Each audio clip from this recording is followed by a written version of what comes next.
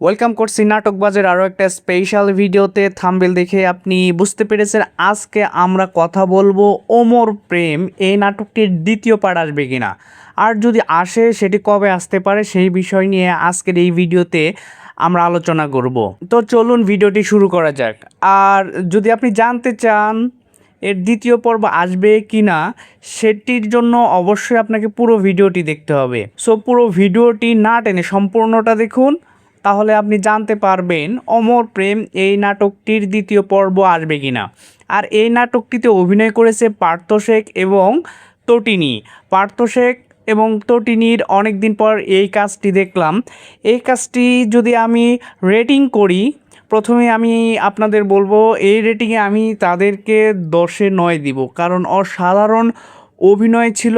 আর যারা নাটকটি দেখেছেন তারা বুঝতে পেরেছেন প্রথম 1 মিনিটেই আপনাকে নাটকের সাথে কানেক্ট করাবে। কেননা এখানে প্রথমেই যে সিনটি দিয়ে শুরু করেছে, এই সিনটা নাটকের মাঝখান থেকে নিয়ে সামনে এমনভাবে প্রেজেন্ট করেছে যে আপনি সাথে সাথে নাটকটার সাথে কানেক্ট হবেন। সো নাটকটা অনেক সুন্দর এবং অনেক সুন্দর একটি গল্প নিয়ে এই নাটকটি তৈরি হয়েছে।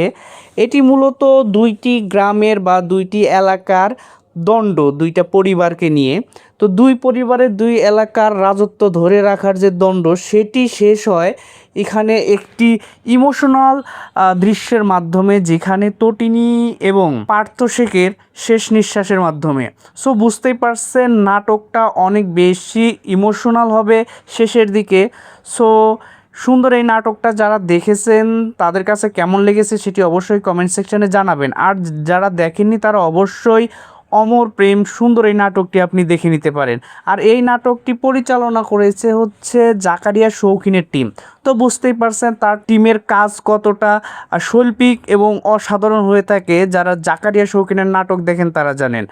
আর অমর প্রেম এই নাটকটি নিয়ে জাকারিয়া শৌখিনের টিম থেকে এখন পর্যন্ত দ্বিতীয় পর্বের ঘোষণা আসেনি। তবে আমার মনে হয় এই নাটকের দ্বিতীয় একটি পর্বের প্রয়োজন হবে না। কেন হচ্ছে এই নাটকে আমরা দেখতে পেয়েছি এই নায়কের যে নায়িকা চরিত্র অভিনয় করেছে তটিনী, এবং আরেকটা চরিত্র যেখানে পার্থ শেখ অভিনয় করেছে, তাদের চরিত্রের একদম শেষ হয়ে গিয়েছে, অর্থাৎ দুজনই এখানে মারা যায়।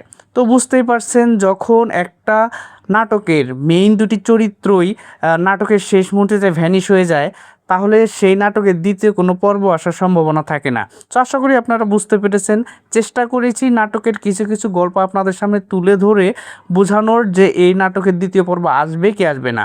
সো আশা করি আপনারা উত্তরটি পেয়ে গেছেন। আজকের ভিডিওটা লম্বা করব না, আজকের ভিডিওটা আমরা এখানেই শেষ করছি। দেখা হচ্ছে আরও নতুন নতুন স্পেশাল নাটকগুলোর গল্প নিয়ে, আপনাদের সামনে নতুন নতুন আপডেট নিয়ে। ততক্ষণ পর্যন্ত ভালো থাকবেন, সুস্থ থাকবেন, বাংলা নাটকের পাশে থাকবেন। আর হ্যাঁ, যাওয়ার আগে অবশ্যই যারা সাবস্ক্রাইব করেনি তারা দ্রুত নাটকবাজকে সাবস্ক্রাইব করে পাশে থাকা বেল আইকনটি বাজিয়ে দিবেন সবার আগে বাংলা নাটকের সেরা সেরা গল্পগুলো পাওয়ার জন্য।